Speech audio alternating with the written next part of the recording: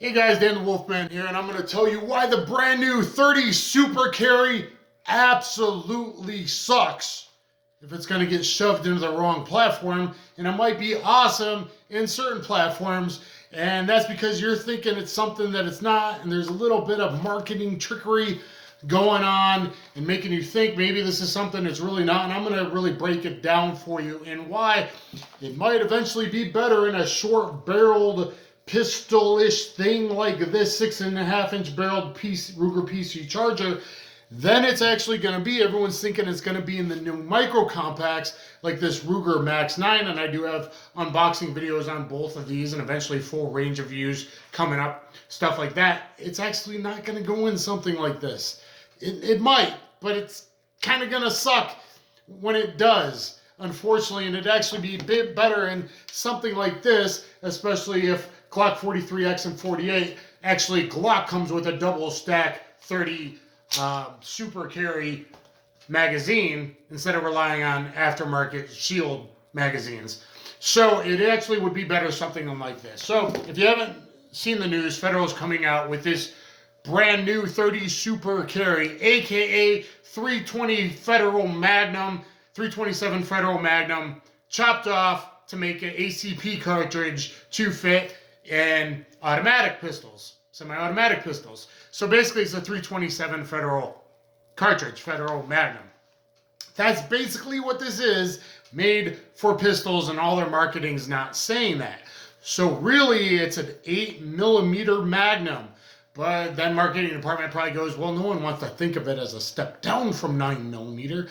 And then they don't want to see the prices on 327 and think it's going to go that way. So they left 8mm, the fact that it's really an 8mm Magnum, out of it. They basically didn't say 327 Federal Magnum because that's a cartridge that's really awesome that should have taken off and really hasn't, and prices are very high in ammo. They don't want people to think that's the way this is going to go. I support Vista Outdoors. I like their stock. Vista Outdoors owns everybody, including Remington now. And you see that there's going to be 6 different types of ammo right off the bat. 3 ball training rounds. One's a TMJ. But basically 3 ball training rounds and 3 hollow points right off the bat from Vista / Federal / CCI / Remington, okay, / Gold Dot Spear. So what they're making you think is that this is almost just as good as 9mm and way better than 380. And ballistically, that's true. And then you start thinking, well, this is for all the brand new micro compacts. But then you get old Wolfman here that did his research and find out this is a cartridge at 50,000 PSI. That's almost as much as 223, okay? At 55,000. That's more than the 45,000 PSI of a 327 Federal Magnum. 50,000 PSI means snappy, and it means loud. And everyone's just saying, well, it's just comparable to 9mm because the writers sell stuff. Okay, so I believe I'm going to be right here in some predictions is when it's put in a bad platform. I really love the Max 9. I think it's going to be too snappy, too loud when you're thinking, oh, this is better than 380, because I'm thinking, oh, this could be something new. I needed to look into it for my girlfriend, because maybe a little micro 9mm might be a little too snappy, and we might have to go the revolver route, and I don't know, do you go to 380 Max, because the new Ruger Max is really awesome, LCP Max, but 380 ammo is kind of expensive, right? And this ammo is going to be kind of expensive too. What it is like the 327 Federal Magnum in an ACP form, and it's very efficient from a short barrel. So that is what it does really, really well. And that makes you think it's going to fit into stuff like this.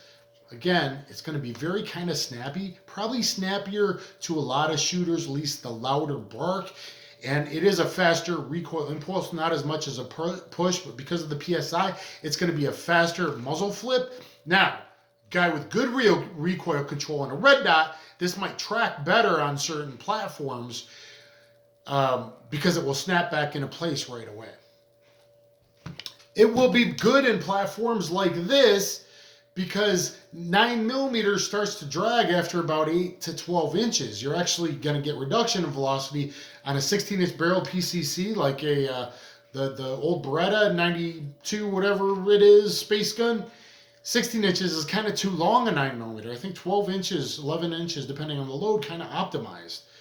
6.5-inch barrel here, you're not actually going to get drag, you're just going to get very slight increases. So if you look at the HST load, a lot of their advertisements are actually out of their 5-inch barrels. So they're using a lot of marketing material and foot-pounds. That's out of the 5-inch, really expensive 1911, okay? From the 3.1 inch, like a Shield Plus barrel, the HST is going to do 1,205 feet per second. Out of the 5-inch barrel, it's only 1,250. From 3.1 inches to 5-inch, only a 45, or is it 55? Only a 45 feet per second increase. 9mm is a way bigger increase in barrel length from 3 inches to 5 inches. That's showing you that just like the 327 Magnum, this is really optimized, and that round does really good from an LCR. And in fact, Lucky Gunner praising 327 32 caliber, and Gun Sam really carrying a 327 and doing all his testings, maybe got Federal to go, hey, we kind of got something like that. Let's put it in a pistol. In a way, in the right platform, it's going to make a lot of sense. And the right platform is going to be the Shield Plus. Because the Shield Plus, while everyone acts like it's a micro compact, even my own video, it's really popular in the top 5 micro compacts. Dave Ruger and Smith & Wesson came out with the Max 9 and the Shield Plus.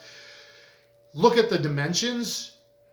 The Shield really isn't a micro compact. It's kind of in this in-between, smaller than a subcompact category, thinness and length and height. But the height is bigger than a micro compact. It's not a pocket carry gun unless you're a real big boy. Even for me, that would be printing too much, okay? It's not in the same category.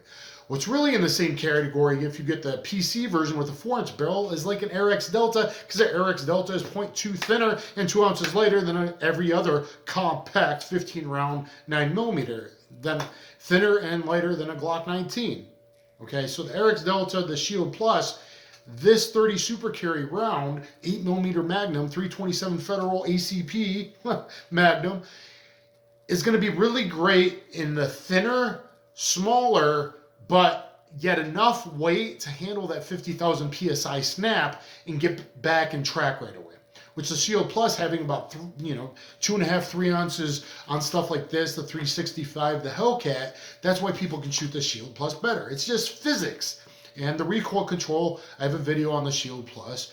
It does snap right back pretty flat. In fact, I think the Super Carry is going to be really amazing in this Shield Plus. And if you're willing to spend the extra money, that's great to get almost the same ballistics as 9mm, but and louder. I mean, but what's the real benefit? I'm not sure, because the real benefit would have been, and eventually they might really lower this down like they are with all ammo companies are, lower it down, maybe even put an 85 grain bolt instead of 100 or 115. Then, when it's not 30 super carry, it's 30 light carry, then it kind of makes more sense when it can go in the micros like this or the 365. I actually think because the thicker barrel and the thicker chamber, from what I kind of know with my time looking at the Shields and the Hellcat, especially the PDP with the compensator, that might be a really good round because the compensator will really snap it back really fast. So actually the Hellcat PDP, whatever it is, not PDP, the Rapid RPD, Rapid Pistol Defense pistol with the compensator, that Hellcat might do well with it. And I think it might actually be able to handle the chamber pressure just because I think a thicker barrel and a thicker chamber wall than the 365, the GX4, or even, I love this Max 9, are really probably made to handle. So it'll do really good in that. Will it do good in the Easy? Well, the Easy 9, because you were thinking, well, this could be better than 380 and good for my girlfriend. No, in fact, it's going to bark more and snap more, and there's no reason to pay for the ammo cost over the Easy 9. It's going to come out in a 2.0 M&P in a compact size pistol of full-ish weight. Is there any reason for it? No, it's optimized for the shorter barrel. The 4.25, 4.5 inch barrel, 9 millimeters, picking up more velocity, a higher percentage increase than this 30 round is going to. And there's no reason to. If it's almost just as snappy, just a less of a push, but more of a snap, is there any reason to? Probably not. Maybe with a red dot tracking a little better on a competition, except that IDPA, it's not going to meet IDPA or USPSA because the diameter is too small. So I'm not sure what the purpose really is. Is it kind of cool? Yes. Is it probably going to be awesome in the Shield Plus? Yes. Everybody's getting tweaked in the marking, though, that's going to work in all the micro compacts. And in fact, the 9mm is going to probably feel just the same. And there's really no reason for the higher ammo cost. Once you go under that 21 ounce kind of AREX Delta Shield Plus kind of ability to handle recoil, that's less than a compact, some compact, but more than the other micros. So it's kind of right in there, I think. Now, the other place that might go really well is with a cheek pistol. Something like Kel-Tec CP33 or their P50. Now, a 5.7 cartridge is quite a bit longer than the 9mm or the 30 Super Carry, being the same overall length. But it might be a really good cartridge for this, or for smaller, not quite a PCC pistol thingies, because this will get about 1.8 to 2-inch drop at 50 yards, and about 12 inches, a whole foot, 9mm does at, and maybe more with a shorter barrel, even in longer PCCs at 100 yards. Okay, 9mm drops, 45 drops. This only has 0.6 drop at 50 yards, supposedly. So if it only has a 0.6-inch drop at 50 yards compared to 1.8 to 2 inches of 9mm, the drop at 100 should be a lot less. Probably can't push it past that because of the lighter bullet and wind, but probably at 75 to 100 yards, this might be a very good performer in something like this, okay? Versus something like this. And yes, these are empty guns. This has an empty magazine, empty chamber, no mag, empty chamber. Defensively will do well. Yeah, ballistically it's going to do well. You got an HST 100 grains, 1,205 feet per second from a 3.1-inch barrel. That's really good. Again, very small increase to the 5-inch barrel. So that's 322 foot-pounds versus the 347 foot-pounds. It sounds like a 350 halfway decent 9mm non-plus P round. See, they're making it comparable in the marketing, but that's the 5-inch barrel, getting 347 foot-pounds. So in the 3.1, it's only 322 foot-pounds. Pretty comparable to 9mm, not plus P. That's not bad if it still expands and does everything that Federal is claiming it does. The gold dot's going to be 115 grain, which is weird because they're 327 Federal Magnum's only 100 grain gold dot. But the gold dot, 115 grain, 1,095 feet per second, 306 foot-pounds. Okay? CCI Blazer Brass, 115 grain to kind of make that a training round for the gold dot. Federal American Eagle, 100 grain, good training round for the HST. Remington UMC, 100 grain, again, good training round for the HST. Or for the HTP, the cheaper branded hollow point. And HTP is even a 9mm. The 115 grain HTP and their 88 grain HTP and 380 actually were really good performers in those calibers for kind of light for caliber rounds. And that is apparently going to get 1,230 feet per second, but that gives 336 foot-pounds. That's more than the gold dot and the HST are advertised, so I assume that's actually out of a 5-inch. Meaning that might be a cheaper, decent hollow point round with a later recoil, the HTP round, if it performs well, like the 115 9mm surprisingly does. And I'm not a fan of 115 grain 9mm. The 88 grain 380 load doesn't expand, but it does tumble more than other rounds, so the 88 grain HTP round's not a bad 380 round if you look at my ammo selection. So, full-size M&P Glocks, is it needed? No. Could this be a good round in a Glock 43X and Glock 48 if Glock decides to actually double stack them since they're thinner and still have a bit of plastic wall and not a plain steel magazine like they apparently don't want to do to, update to the rest of the world?